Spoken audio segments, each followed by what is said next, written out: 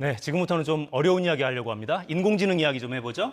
서울대 컴퓨터공학부의 김건희 교수 모셨습니다. 자, 어서 오십시오. 예, 안녕하세요. 교수님 성함 때문에 예. 여러 이야기 많이 들으시겠는데요? 예, 영광스럽게도 영부인 이름과 동일해가지고 네.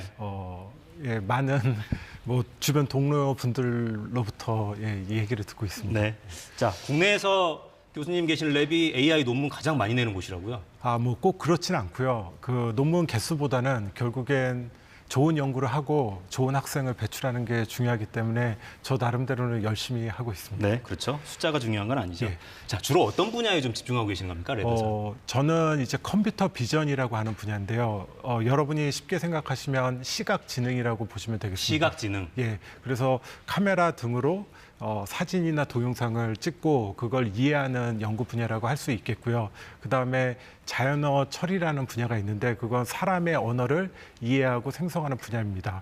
요즘 들어서 이 컴퓨터 비전과 자연어 처리가 이제 융합이 되는 그런 연구가 많이 진행되고 있는데 저는 그 두 분야의 교점에 있는 연구를 주로 하고 있습니다. 그러니까 제가 이제 문과라 이해가 좀 어려운데 요즘에 왜 스마트폰으로 어떤 이미지 딱 찍으면 그걸 바로 번역해서 보여주거나 하는 그런 그렇죠. 개념이라고 보면 되는 건가요? 그래서 뭐 멀티모덜 AI라는 용어를 쓰게 되는데요. 그러니까 저희의 의사소통이 하나의 정보 형태로 되는 게 아니라 뭐 저희가 메시지를 보낸다고 하면 텍스트 메시지를 보내면 상대방이 사진을 보내고 제가 이모티콘을 보내면 뭐 동영상을 보내고 그런 식으로 뭐 텍스트, 사진, 뭐 이모티콘, 음성 같은 다양한 형태로 이제 저희가 대화를 하게 됩니다. 그래서 요즘은 하나의 정보만 이해해서는 안 되고 다양한 형태의 정보를 이해하는 게 중요한 상황입니다. 그러니까 예전에는 컴퓨터 언어라고 해서 특정 언어로만 명령을 했어야 되는데 그래야 애가 알아들었는데 요즘에는 눈도 달리고 귀도 달리고 이렇게 되는 거군요. 쉽게 말하면. 그렇습니다. 네.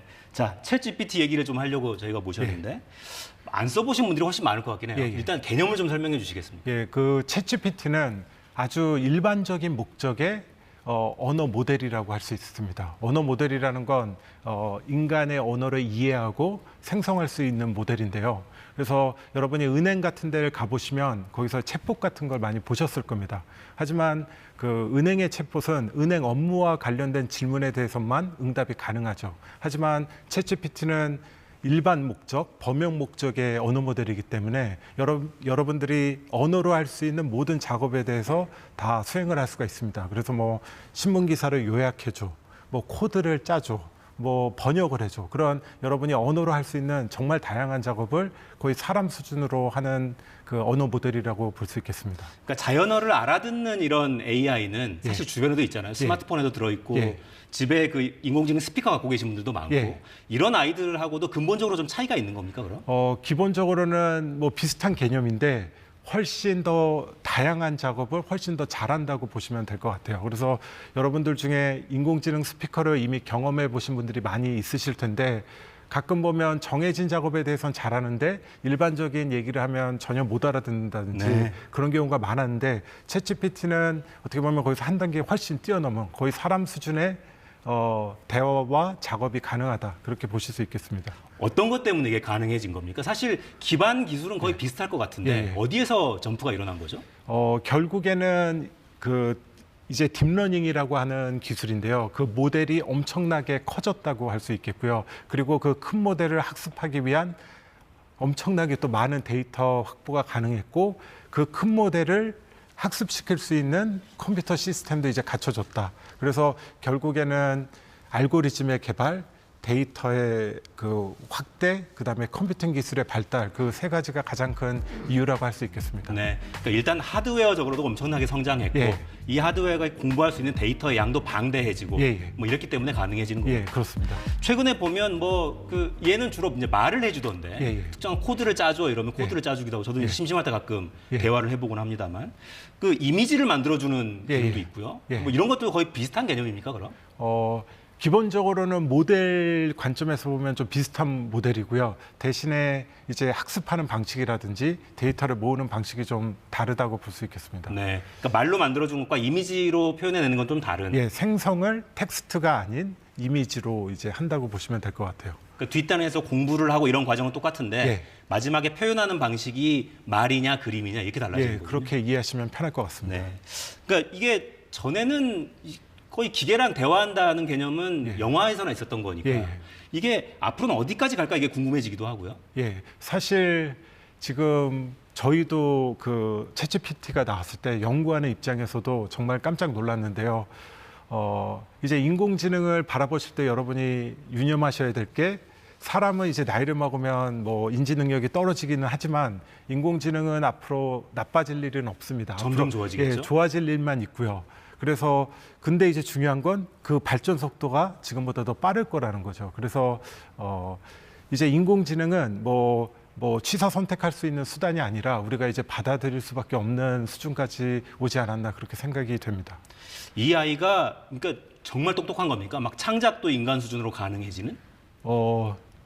흉내를 잘 낸다고 하는 게 좀 맞는 표현인 것 같아요. 흉내를 잘 낸다. 예, 그게 맞는 표현인 것 같습니다. 그래서 정말 그 예를 들어서 뭐 KBS에 대한 시를 써줘 이러면 아주 멋있는 시를 쓰기는 하는데 근데 그 시를 쓰는 방식이 예전에 제가 본 수많은 시의 단어들의 상관관계를 배워서 그냥 그 상관관계만으로 이제 이렇게 언어를 생성하게 됩니다. 그래서 정말 내가 시를 쓰고 싶은 마음이 드는 것도 아니고 그다음에 시의 뭐 시상을 떠올리는 것도 아니고 어떻게 보면 단어 생성을 확률적으로 한다. 보시면 돼서 사실 좀 어려운 철학적인 문제랑도 좀 연관이 되어 있긴 합니다. 그러니까 완전히 새로운 건 아니고 어딘가에 있었을 것 같은 그런 그렇죠. 어떤 조금 더 수준이 높은 카피본 같은 그런 개념이라고 봐야 됩니다. 그렇죠. 엄청나게 방대한 시를 읽은 다음에 그 다음에 주로 시에서는 이런 단어들이 주로 연결이 되더라. 그런 확률적인 상관관계를 배워서 이제 주제가 주어지면 그 적절한 단어를 이제 확률적으로 선택을 해가면서 시를 만든다고 보시면 되겠습니다. 네, 저희가 지금 말로 표현하는 그런 그 생성형 AI 이야기를 하고 있는데 그림을 그려주는 AI도 굉장히 좀 화제였잖아요 한동안. AI가 그린 그림이 실제로 상을 수상한 경우도 있었고 쥔주 귀고리를 한 소녀 관련한 그림을 이렇게 다양하게 표현을 또 해내더군요. 앞으로 이것도 점점 더 나아지는 겁니까? 그러니까 화가들이 힘들어지는 거 아니야? 이런 생각이 당장 들어요. 그 아까도 말씀드렸다시피 지금보단 무조건 좋아질 일만 남았고요. 그리고 이제 지금 보시는 것 같은 경우에는 이제 잘된 예제들만 몇 개를 보여드리는 거긴 하고요. 그래서 실제로 여러분들이 생성을 해보면 좀 이상한 사진들도 꽤 많이 나옵니다. 하지만 이제 시간이 지나면 그런 것들도 계속 개선이 될 것입니다. 그렇죠. 그러니까 이상한 걸 저걸 만들어내는데 시간이 그냥 거의 몇 초면 되니까 그렇습니다. 계속해서 다른 명령을 해보면서 새로운 걸 만들어내보면 되는 거잖아요. 점점 더 훌륭한 이미지를 얻을 수도 있고요. 이쯤 되면 업계에서는 거의 판도 자체가 좀 바뀌나 이런 생각이 들기도 하는데요. 맞습니다. 그래서 구글 같은 경우에는 그 코드 제로를 발령하고 전사적인 위기로 지금 받아들이고 있고요. 그래서 사실 구글 같은 경우에 주로 수익 모델이 그 검색을 통한 광고였습니다. 근데 이제 그런 챗GPT 같은 게 나오면은 사람들의 검색은 좀 줄이고 챗GPT를 통해서 물어보는 경우가 더 많을 것이고요. 그건 왜 그럴까요? 아무래도 그 앵커님도 뭐 궁금한 게 있으면은 예전 같으면 구글 검색이란 걸 하셨잖아요. 근데 검색을 하는 경우도 있지만 이제 챗GPT에게 직접 물어보는 경우도 있겠죠.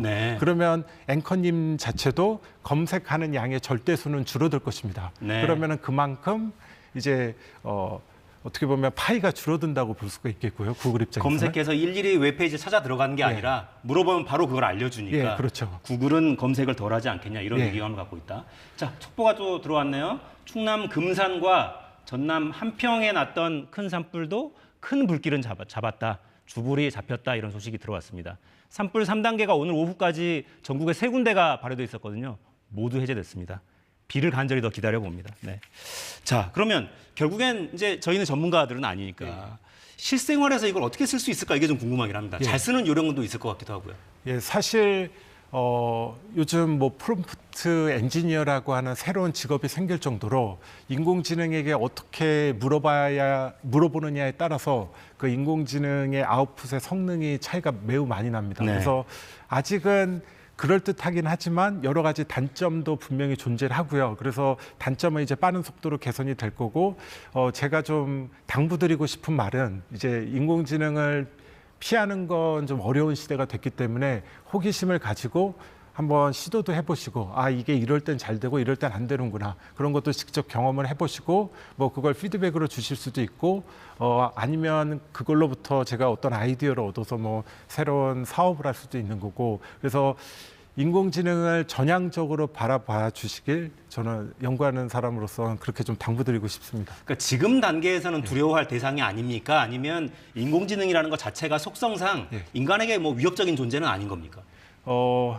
사실 이렇게 새로운 기술이 나오면 기존의 이제 직업을 잃거나 위협을 느끼는 분이 분명 존재를 하고요. 그 다음에 이제 사회적으로 이제 기술을 빠르게 습득하기 어려운 분들은 좀 뒤처지게 되겠죠. 이걸 빠르게 습득하시는 분보다. 그래서 다양한 그 부작용이 분명히 있는 건 사실이고요. 그런 부작용을 줄이는 건 이제 사회적인 노력이 필요하지만 그런 상황에서 최대한 긍정적으로 이런 인공지능이 나와서 이제 나는 쓸모가 없어. 뭐 이런 식의 약간 패배주의적인 뷰보다는 긍정적으로 내가 이 툴이 생김으로써 내가 이제 뭐 예전에 못했던 새로운 아이디어를 펼칠 수 있는 기회가 됐구나. 그렇게 좀 바라봐 주시면 좋을 것 같습니다. 우리에게 굉장히 유능한 비서 하나가 생겼다.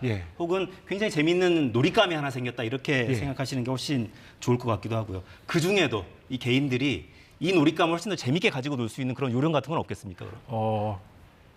지금으로서는 일단 다양하게 한번 해보시는 게 좋겠고요. 지금 당장 이제 챗GPT라는 이제 엄청나게 좋아진 언어 모델이 지금 막 생겼기 때문에 뭐 자소서를 쓴다든지 뭐 번역을 한다든지 코드를 짤 때 다양하게 활용하시는 분들이 벌써 생기시긴 했고요. 그리고 또 챗GPT를 바탕으로 이제 새로운 스타트업을 만드시는 분들도 지금 많이 생기고 있습니다.